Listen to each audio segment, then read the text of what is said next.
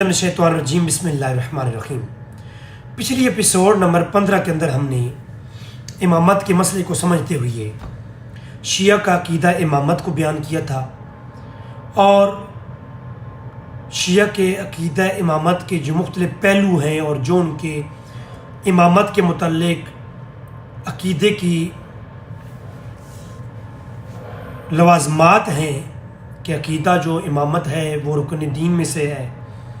इमाम मासूम होता है, मनसूस मिन अल्लाह होता है और उसका इनकार करने वाला काफिर है। और इमाम 12 ही है या हर दौर में एक इमाम होता है। और अल्लाह के नबी की बात जो है पूरी उम्मत आइम्मा के इताअत के ऊपर छोड़ दी गई है और जो इमाम होता है वही उसका खलीफा होता है, वही खलीफा होता है, खलीफा पर हक। और इमाम की इताअत न करने वाला काफिर है, कुफर के ऊपर है। और शेख सदूक की किताब जो अकायद के ऊपर है अल-एतक़ादात, उसके अंदर से हमने अकीदा पेश किया था कि 12 इमाम हैं अली से लेकर मेहदी तक, इनका इनकार करने वाला काफिर है और इनकी कुफर में शक करने वाला भी काफिर है। और ये खिलाफत और इमामत लाजिम और मलजूम है। तो हमने ये एक बेसिक, मैंने पहली एपिसोड जो एपिसोड नंबर 15 है इमामत के मौजू पर, उसकी वजाहत हमने कर दी थी। आज हम पहली आयत करीमा जो शिया की तरफ से, शिया भाइयों की तरफ से पेश की जाती है, उसके बारे में बहस करेंगे। जो उनकी पहली दलील है उस पर हम बहस करेंगे। सूरह बकरा की आयत नंबर है 124। और फिर हम अगली एपिसोड में असूल काफ़ी का जो चैप्टर है किताबुल हुज्जा के अंदर इमामत के मौजू पर, जो इमामत की मुख्तलिफ पहलू को बयान किया गया कि इमामत का इनकार करने वाला काफिर, एक चैप्टर कैम किया असूल काफ़ी के अंदर। फिर इमाम वो है जो रसूल की तस्दीक करता है, ठीक है, और अली से दोस्ती करने वाला शख्स और रसूल की तस्दीक करने वाला और अली के दुश्मनों से बरात करने वाला और आइम्मा की मार्फत रखने वाला शख्स ही इमाम हो सकता है। ये शरायत है। फिर किताबुल हुज्जा की सफ़ा नंबर 32 के ऊपर कहा कि कौन कौन इमाम होगा और हो सकता है, उसकी शरायत। फिर हसन हुसैन, अली इब्न हुसैन और फिर मोहम्मद अली बिन अली और इमाम जाफ़र कहते हैं कि मुझ तक ये सारे इमाम हैं और इनका इनकारी कौन है, काफिर है। वो आगे चल के बहस आएगी कि आले बैत की ही लोगों ने इमाम जाफर की इमामत का इनकार किया, वो आगे चल के हम बहस करेंगे। और अली की इमामत का इनकार किया, वो आगे बहस आएगी। और बाब फर्द ताअत आइम्मा, इमामत की ताअत फर्ज की गई है। और बाब ताअत अली इब्न हुसैन वगैरह वगैरह, आगे पूरे चैप्टर है। एक उस चैप्टर के ऊपर हम अगली एपिसोड में सिर्फ असूल काफ़ी का मुताला हम करेंगे। शिया के कुरान के बाद जो पहली असूल किताब है। बिला तमहीद मैं अपनी आज की गुफ्तगू की तरफ आता हूँ। अल्लाह तबारक तआला ने कुरान करीम में इरशाद फरमाया, जिसको शिया भाई अपनी इमामत की बहस में दलील नंबर 1 पेश करते हैं। सबसे पहली दलील जो शिया भाइयों के यहाँ बहुत मारूफ और मशहूर है वो सूरह बकरा की आयत नंबर 124 है। आऊज़ु बिल्लाहि मिनश शैतानिर रजीम, बिस्मिल्लाहिर्रहमानिर्रहीम। मैं कोशिश करूँगा कि मुख्तसर टाइम के अंदर मैं इस टॉपिक को, आज की इस आयत करीमा के मफ़हूम को क्लोज करूँ। आऊज़ु बिल्लाहि मिनश शैतानिर रजीम, बिस्मिल्लाहिर्रहमानिर्रहीम। व इज़ इब्तला इब्राहीम रब्बहू बिकलिमातिन फ़अतम्महुन्ना क़ाल इन्नी जाइलुका लिन्नासि इमामा, कि हमने इब्राहीम से आजमाइश की और फिर जब हमने आजमा चुके उनको अपने कलमात के साथ, तो कहा कि फ़क़ाल इन्नी जाइलुका लिन्नासि इमामा, और फिर हमने उनको जो है लोगों का इमाम बनाया। ये इमामत का जो बेसिक कॉन्सेप्ट और जो बेसिक उन्वान है वो किसके मुतल्लिक है, इब्राहीम अलैहिस्सलाम के मुतल्लिक है। पहली बात तो ये है कि ये उन्वान नबुव्वत के मौजू पर इब्राहीम के लिए कहा जा रहा है, ठीक है। तो कहा कि हमने उनको लोगों का इमाम बना दिया।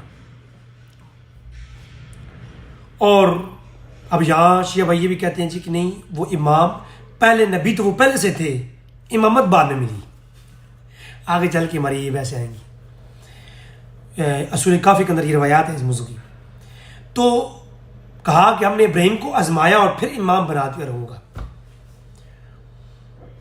وقال من ذریتی، اور کہا کہ اے میرے مولا میری ذریت میں بھی. تو کہا قال لا ینال احد الظالمین. تو کہا ہم ابراہیم کو ہم نے آزمایا اور پھر اس کو امام بنا دیا ہم نے. اور امام بنانے کے بعد ہم نے کیا کہا، وقال انی جاعلک للناس اماما، اور کہا اے ابراہیم نے کہ میری ذریت میں بھی، کہ میری اے اللہ مجھے تو امام بنایا ہے، میری اولاد میں بھی بنا. تو کہا کہ ہاں تمہاری اولاد میں بھی بناؤں گا. لا ینال احد الظالمین، جو ظالم نہیں ہوں گے متقی ہوں گے ان کو بناؤں گا. تو پہلا تو سوال یہ ہے کہ اس آیت سے یہ کہاں ظاہر ہوتا ہے؟ کوئی ایک دیکھیں شیعہ کا عقیدہ کیا ہے کہ یہ رکن دین ہے.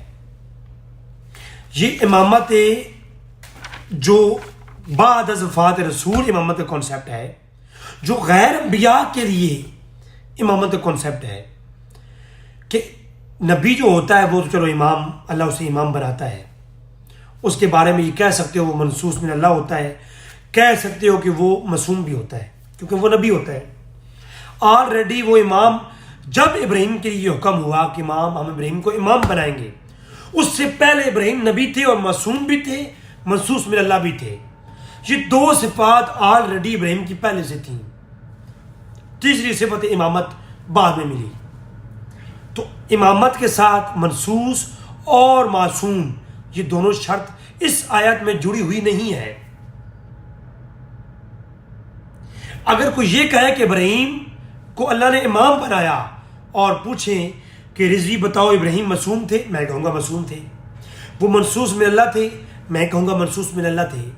تو کہا جب وہ منصوص من اللہ اور معصوم تھے تو جو بعد کے ائمہ آل بیت ہیں وہ کیوں نہیں؟ وہ اس لیے نہیں کہ امامت کی وجہ سے ابراہیم منصوص اور منصوب اور معصوم نہیں تھے. امامت جب ابراہیم کو ملی تو امامت ملنے کے بعد ابراہیم معصوم اور منصوص من اللہ نہیں ہوئے. پہلے سے ہی جب ابراہیم پر پہلی وحی نازل ہوئی اور جب وہ عالم ارواح میں اللہ نے ان کو نبی کا مقام دیا تو ابراہیم تب سے ہی منصوص من اللہ بھی ہیں اور معصوم بھی ہیں. امامت تو ایک الگ صفت ہے جو بعد میں جو ہے وہ عطا کی گئی ہے. ٹھیک ہے، تو امامت کا مقام بعد میں عطا ہوا، پہلے سے ابراہیم منصوص بھی تھے اور معصوم بھی تھے. لہذا اس آیت سے جو شیعہ بھائی یہ پیش کرتے ہیں، اس آیت سے یہ کہاں ظاہر ہوتا ہے کہ اس آیت سے یہ کہاں سے آ گیا کہ حضور کی وفات کے بعد 12 امام ہوں گے، آل بیت میں سے ہوں گے اور ان کی اطاعت واجب ہوگی اور ان کا انکاری کافر ہوگا اور وہ منصوص من اللہ بھی ہوں گے اور معصوم بھی ہوں گے اور ان کی امامت کا ماننا ارکان دین میں سے ہے. اس آیت سے کہاں سے کس لفظ سے یہ استدلال ہوا؟ دیکھیں امامت کا عقیدہ شیعہ کا کیا ہے. یہ اصول کافی کا چیپٹر ہے کہ امامت کے متعلق جو اصول کافی کا عقیدہ ہے وہ کیا ہے. اصول کافی کیا کہہ رہی ہے؟ اصول کافی یہ کہہ رہی ہے کہ امام زمانہ کا انکاری کافر ہے اور یہ حجت اللہ فی الارض. ٹھیک ہے، ائمتہم ارکان فی الارض، یہ چیپٹر کے نام ہے اصول کافی کی. روایات بعد میں کل پڑھوں گا، میں اگلی نشست میں روایات پڑھوں گا. صرف چیپٹر کے نام سنیں کہ باب ائمۃ ہم ارکان فی الارض، باب ائمۃ اطاعت وخلفاء اللہ فی الارض، اور اس کے علاوہ جو ہے اس کے علاوہ کئی ایک روایات ہیں کہ باب فرد اطاعت الائمہ، کہ یہ جو ہے ائمہ کی جو اطاعت ہے یہ تو کیا ہے، فرض ہے، اور ان کا انکاری کافر ہے۔ یہ کیا ارکان دین میں سے ہے، تو ارکان دین ہونا اس کے لیے تو نص قطعی چاہیے نا، نص قطعی قرآن کی واضح دلیل، اس آیت سے واضح دلیل تو نہیں ہے۔ یہ تو ابراہیم کو کہا گیا ابراہیم تو امام ہے اور تیری ذریت میں بناؤں گا، اور تیری ذریت میں بھی ابراہیم، تیری اولاد میں بھی ہر کوئی امام نہیں ہوگا، کیوں؟ صرف وہ ہوں گے قال لا ینال عہد الظالمین، تیری اولاد میں جو ظالم نہ ہوا اسی کو بناؤں گا۔ اب اگر اے ابراہیم تیری اولاد میں کوئی ظالم ہوا تو اسے میں کبھی بھی نہیں دوں گا خلافت اور امامت۔ سمجھ آ رہی ہے میری بات؟ تو اس آیت کا جو پہلی سوال یہ اٹھتا ہے وہ جواب چاہیے کہ یہ آیت شیعہ کے عقیدے کی دلیل نہیں جو شیعہ نے اپنے کتابوں میں نوٹ کیا ہوا ہے، ٹھیک ہے۔ اس آیت سے یہ استدلال ہو سکتا ہے کہ جو ابراہیم تھے وہ امام تھے، اور ابراہیم کی اولاد نبی کریم صلی اللہ علیہ وسلم تک سارے امام تھے، یہ عقیدہ بنایا جا سکتا ہے، لیکن یہ نص قطعی اس عقیدے کی ہو سکتی ہے۔ حضور کی بعد جو غیر انبیاء ہیں ان کے لیے امامت کی نص اس کے اندر کہاں ہے، ٹھیک ہے۔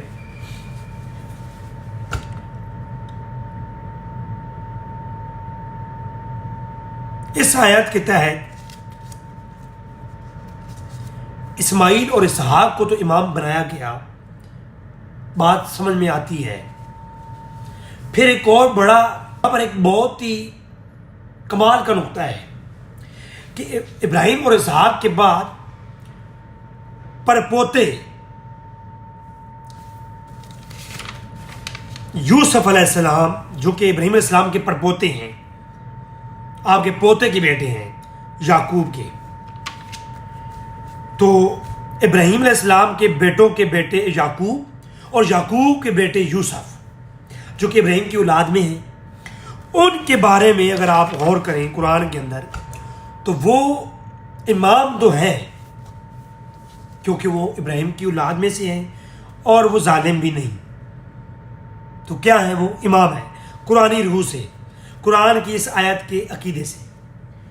اب وہ امام ہے، اب امام خلیفہ بھی ہوتا ہے کیونکہ شیعہ کا عقیدہ ہے کہ امام کیا ہے، ائمہ خلفاء اللہ فی الارض، جو کہ باب نمبر 8 ہے کتاب الحجہ کے اندر اصول کافی میں۔ تو یہ کیا ہے کہ ائمہ تو خلیفہ ہیں اور خلافت بھی لازم الملزوم، جو امام وہ خلیفہ۔ تو یوسف علیہ السلام تو خلیفہ نہیں تھے، وہ تو عزیز مصر کے وزیر تھے۔ اب امام کسی عزیز مصر کے تابع ہو سکتا ہے، اگر امام تابع ہو سکتا ہے کسی کی اطاعت کے نیچے ہو سکتا ہے، تو پھر تو عقیدہ ہی شیعہ کا غلط ہو گیا اس قرآن کی آیت سے۔ قرآن کی آیت تو یہ کہتی ہے قال انی جاعلک للناس اماما قال ومن ذریتی قال لا ینال عہد الظالمین، کہ جو تیری ذریت میں ہوں گے ظالم نہ ہوئے میں امام بنوں گا، اور یوسف علیہ السلام تو ظالم نہیں اور ذریت پرپوتے ہیں ابراہیم کے، تو لہٰذا وہ تو امام ہوئے کہ نہ ہوئے۔ اگر یوسف امام نہیں تو امام باقر علیہ السلام اس معنی میں کہ منصوص من اللہ اور ان کا انکاری کافر، جو اس معنی میں امام جعفر صادق اور ائمہ اطہار کو سب کو امام مانتا ہوں، اہل سنت سب امام مانتی ہیں، مگر جھگڑا اس بات پہ ہے کہ منصوص من اللہ، معصوم اور ان کا انکاری کافر، ٹھیک ہے۔ یہ جو عقیدے ہیں شیعہ کا ایک الگ سے عقیدہ ہے، اس عقیدے کو سامنے رکھ کے بتائیں اگر یوسف امام نہیں تو امام باقر کیسے امام ہے، ٹھیک ہے۔ اور اگر یوسف امام ہے تو امام عزیز مصر کے وزیر، تو امام وزیر ہو سکتا ہے، کسی کے تابع ہو سکتا ہے۔ اگر امام یوسف کے امام ہو کر کے، عزیز مصر کے تابع ہو کر کے ان کی امامت میں کوئی فرق نہیں آیا، تو ابو بکر صدیق کی خلافت میں مولا علی امام ہو کر کے وزیر ہوئی ہے تو کوئی فرق کیسے پڑ گیا؟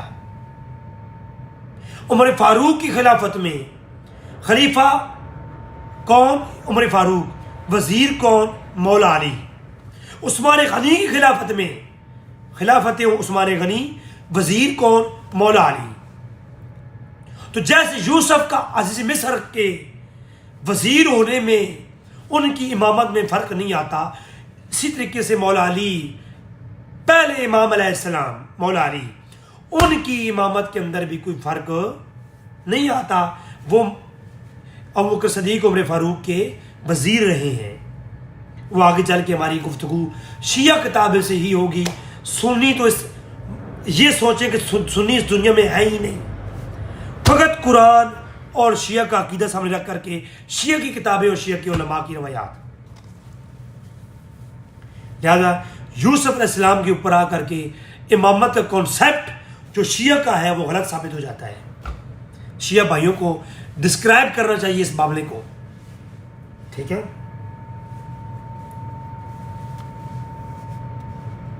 تو پھر اہل سنت کا جو موقف ہے کہ مولا علی امام ہیں مگر پہلے خلیفہ نہیں، مولا علی امام ہیں مگر وہ دوسرے خلیفہ نہیں، وہ وزیر ہیں، اور وزارت میں آنے سے کسی کی امامت پر کوئی حرف نہیں آتا۔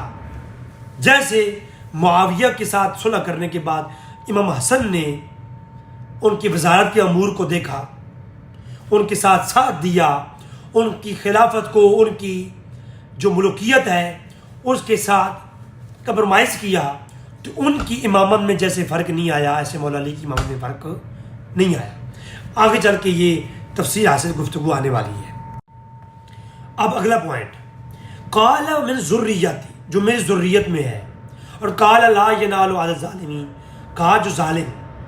اب یہاں یہ کہاں سے آ گیا کانسیپٹ؟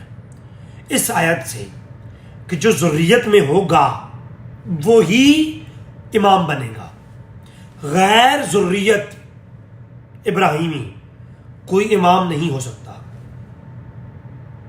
اور یہاں پر ایک اور عقیدے کا بھی رد کر دوں کہ جو خلیفہ ہوتا ہے وہی امام ہوتا ہے، جو امام ہوتا ہے وہی خلیفہ ہوتا ہے، یہ دونوں لازم اور ملزوم جڑے ہوئی ہیں۔ تو اس کا بھی رد ہو گیا۔ یوسف علیہ السلام خلیفہ نہیں تھے، وہ امام تھے مگر خلیفہ نہیں تھے، وزیر تھے۔ تو لہٰذا معلوم ہوا کہ جو امام ہو لازم ملزوم نہیں کہ وہ خلیفہ بھی ہو۔ تو یوسف علیہ السلام کی بات سے شیعہ کے اس عقیدے کا رد ہو گیا کہ خلافت اور امامت لازم اور ملزوم ہے، دونوں جڑی ہوئی ہیں، دونوں ایک ہیں، جو خلیفہ ہوگا وہ امام ہوگا۔ اور دوسرا بات یہ کہ جو ذریت میں ہے، آل بیت میں ہے، آگے وہی بات ہے وَإِذْ جَعَلْنَا الْبَيْتَ مَثَابَةً لِلنَّاسِ، تو صرف ذریت کے اندر ہی امام ہوگا، اس بات کی اس آیت سے دلیل نہیں بنتی۔ ذریت کے بغیر بھی امام ہو سکتے ہیں، اور جو ظالم ہوگا وہ ذریت میں بھی ہوا تو وہ امام نہیں ہو سکتا، اور جو متقی ہوگا وہ جو کوئی بھی ہوگا وہ امام ہو جائے گا۔ اس میں نہ کوئی 12 کی قید ہے اور نہ کوئی اہل بیت میں سے ہونے کی قید ہے۔ تو لہٰذا اگر کوئی غیر اہل بیت اور اس کو امام مان لیتا ہے تو اس کے لیے بھی یہاں پر اس آیت میں کوئی قید نہیں ہے۔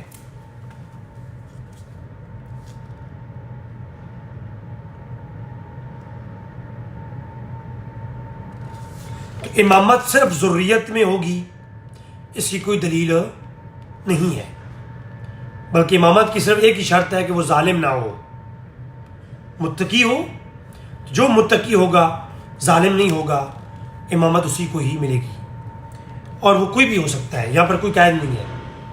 اور میں نے بارہا کہا کہ یہ امامت ابراہیم کی بات ہے، وفات رسول کے بعد کوئی اس آیت سے دلیل نہیں ملتی کون کون امام ہوگا، کس کس کو امام بنایا جائے گا، اور 12 ہوں گے یا ہزاروں ہوں گے، کوئی ایسی قید یہاں پر نہیں ہے۔ اور تفسیر کے اندر اس آیت کی جو تفسیر ہے اس میں صاف شیعہ علماء نے لکھا ہے کہ اس امامت سے مراد صرف نبیوں کو عطا ہونے والی امامت ہے. وہ آگے چل کے ہماری گفتگو آئے گی کہ بڑے بڑے ائمہ مفسرین نے بھی لکھا. اس علماء سنی کی طرف تو نہیں جاؤں گا نا, صرف شیعہ کی بات کر رہا ہوں. میری گفتگو صرف شیعہ بھائیوں سے ہے. تو صرف امامت انبیاء کے لیے امامت ہے, غیر انبیاء کے لیے نہیں. اور پورے قرآن میں یہ واحد مقام ہے جہاں ذریت کے تذکرے کے ساتھ امام کا ذکر ہے, اور وہ یہ ایک ہی آیت ہے جس میں ذریت کا ذکر بھی ہے, کالا ومن ذریتی. تو یہ جو ہے اور ساتھ میں امامت کا ذکر ہے. یہ واحد مقام ہے قرآن کا, اور اس میں اس بات کی نفی نہیں کہ خارج از ذریت امامت نہیں ملے گی کسی کو بھی. تو لہٰذا یہ بات بھی آگے سامنے. اگر لفظ امام کا معنی پیشوا, رہنما اور نبوت کے معنی میں لیا جائے تو پھر تو بات سمجھ آتی ہے. لیکن اگر شیعہ کے عقیدے والا امام مانا جائے قرآن کی اس آیت سے, تو پھر تو دور دور تک شیعہ کے عقیدے کو یہ آیت ڈیفائن نہیں کرتی. ٹھیک ہے.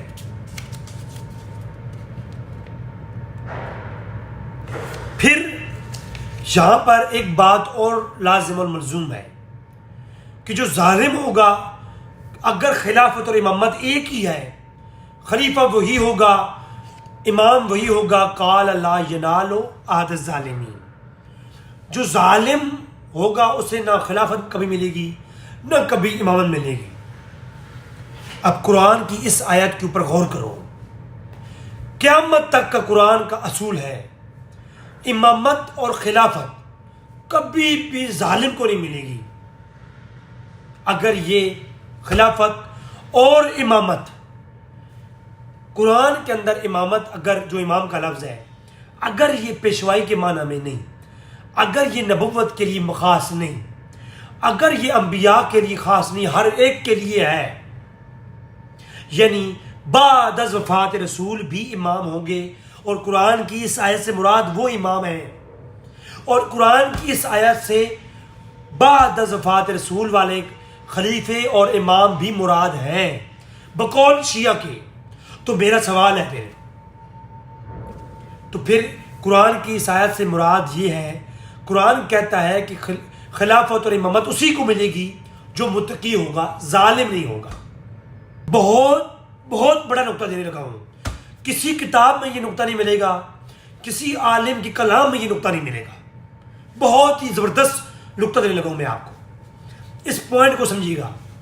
قرآن کی اس آیت میں امام جو ہے کہ اللہ نے فرمایا میں ابراہیم کو امام بنایا اور اس کی ذریت میں بھی امام ہوں گے, اس سے مراد پہلا موقف جو میرے نزدیک ہے وہ یہ ہے کہ صرف نبوت مراد ہے. انبیاء کو امامت عطا کروں گا جو ذریت ابراہیم میں ہوں گے, اس سے مراد یہ ہے بس. اگر کوئی شیعہ اپنے عقیدے کو جو ڈیفائن کرتے ہوئے یہ کہتا ہے کہ نہیں, اس سے مراد امامت اور خلافت ہے جو حضور کے بعد بھی حضور کی اہل بیت اور ذریت میں رہے گی, وہ مراد ہے, جو کہ شیعہ کا عقیدہ ہے, جو شیعہ اس آیت کو پیش کرتے ہیں یہ بات پیش کرنے کے لیے. تو اس آیت کا اینڈ کیا ہے؟ اس آیت کے اندر یہ ہے کہ قال من ذریتی, کہ اے اللہ میری ذریت میں بھی امام بناؤ گے. تو اللہ نے فرمایا قال لا ینال عہد الظالمین, کہ اے ابراہیم تیری ذریت میں بھی امام ہوں گے, مگر جو ظالم ہوگا وہ امام نہیں ہوگا, جو ظالم ہوگا وہ خلیفہ نہیں ہوگا. اب اس بات کو سمجھنے کے بعد آئے بعد میں حضور کی وفات کے بعد پہلا خلیفہ کون؟ ابو بکر. اس خلیفے کا وزیر کون؟ یوسف کی طرح مولا علی. اب قرآن کہتا ہے امام بناؤں گا, اور اس امام کی صفت یہ ہوگی وہ ظالم نہیں ہوگا, غاصب نہیں ہوگا. قرآن کہہ رہا ہے جس آیت کو شیعہ پیش کرتے ہیں اسی آیت میں کہ امام ابراہیم ہوئے, اور ابراہیم کے بعد ان کی ذریت بھی ہوں گے, اور ہر کوئی امام ہوگا جو بندہ ظالم نہیں ہوگا. اب یا تو ابو بکر امام اور خلیفہ ہے ہی نہیں ہے, اور اگر خلافت ملی ہے تو اس پر تو امت کا اجماع ہے کہ خلیفہ بنے ہیں ابو بکر، اور اس کے وزیر تھے مولا علی. تو ابو بکر کی خلافت اگر ہے تو اللہ نے کہا ہے کہ میں خلافت اسی کو دوں گا جو ظالم اور غاصب نہیں ہوگا. یا تو اللہ، اگر ابو بکر ظالم اور غاصب تھے تو اللہ کے تو علم میں تھا کہ یہ ظالم اور غاصب ہے، منافق ہے، تو ظالم اور غاصب کو اللہ کبھی بھی خلافت اور امامت نہ دیتا. تو خلافت تو دی، اور پوری امت اور تمام مسلمان اور خصوصاً آل بیت اور مولا علی نے بیعت کی ہے، اور ان کے وزیر اور مشیر رہے ہیں، ان کے پیچھے مولا علی نے ابو بکر صدیق کے ہاتھ میں بیعت کی، ان کے مشیر رہے، ان کے وزیر رہے، اور ان کے پیچھے نمازیں پڑھی ہیں. اگلی سیریز میں شیعہ کتابیں پیش کروں گا. اب یا تو خلافت ملنی اس کو ہے جو ظالم نہیں، جو غاصب نہیں، اور یہ قرآنی روح ہے، اور خلافت ابو بکر صدیق کو ملی ہے تو قرآنی روح سے ابو بکر صدیق کی خلافت بھی خلافت حقہ ثابت ہوتی ہے اسی امام جو ہے نا آیات سے. کیونکہ امام کہتے ہیں پیشوا کو، رہنما کو. تو اگر ابو بکر صدیق تو پیشوا بنے ہیں، ابو بکر صدیق کی پیشوائی کو مولا علی نے مانا ہے، تو لہٰذا قرآن نے مانا ہے، میری گفتگو گزر چکی دلائل کی روشنی میں، اور شیعہ علماء نے مانا ہے، امام جعفر نے مانا ہے. آخری ایپیسوڈ میں جا کے مزید پھر گفتگو آئے گی اس موضوع پر.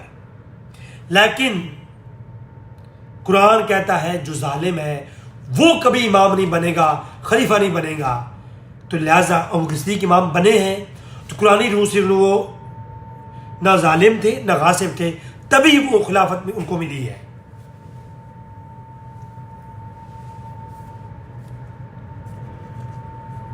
تو جو شیعہ کی شرط اول ہے کہ امام وہی ہوگا جو حضور کی اولاد میں ہوگا، وہ یہ آیت پیش کرتے ہیں.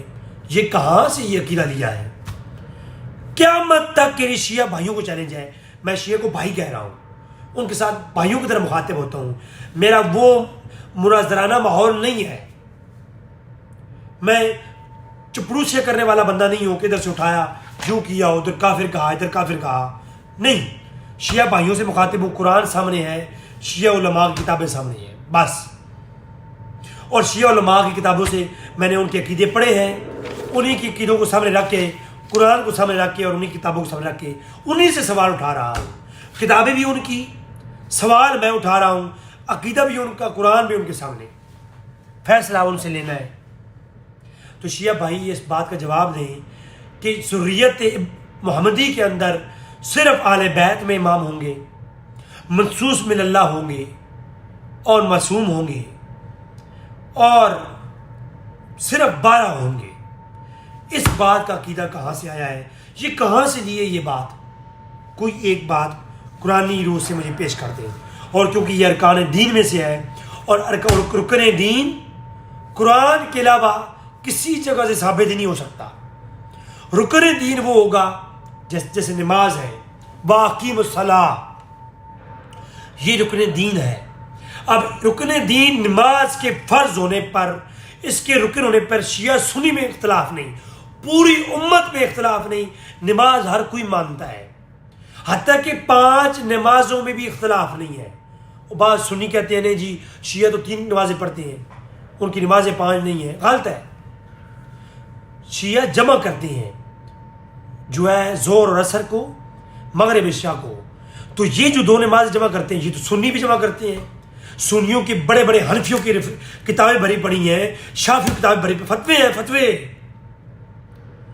حدیثیں تو حدیثیں ہیں ہی ہیں، فتوے موجود ہیں سنیوں کے ہاں کہ وہ سفر کے اندر 2 نمازوں کو جمع کر سکتے ہیں.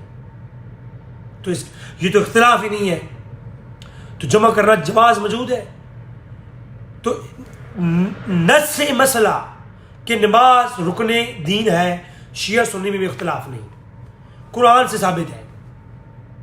روزہ ارکان دین میں سے ہے، قرآن سے صراحتاً ثابت ہے، اور کوئی اختلاف نہیں شیعہ سنی میں. کسی مسئلے کی نوعیت میں اختلاف ہو سکتا ہے، نفس فی نفس ہی ارکان دین میں اختلاف نہیں. نماز سب کے ہاں فرض ہے، اختلاف نہیں. جہاد فرض ہے، اختلاف نہیں. روزے میں اختلاف نہیں. حج میں اختلاف نہیں. یعنی ارکان دین جو ہے، رسالت رکن دین ہے، جا بجا قرآن میں ذکر ہے، اور اس کے اندر کوئی اختلاف شیعہ سنی میں نہیں ہے. جبکہ امامت بھی رکن دین ہے. کہاں ہے صراحت دلیل کہاں ہے؟ رسالت اور باقی ارکان دین کی طرح رکن دین کا یہ 12 امام رکن ارکان دین میں سے کدھر ہے؟ کوئی ایک دلیل لے آؤ یار. وما علینا الا البلاغ المبین.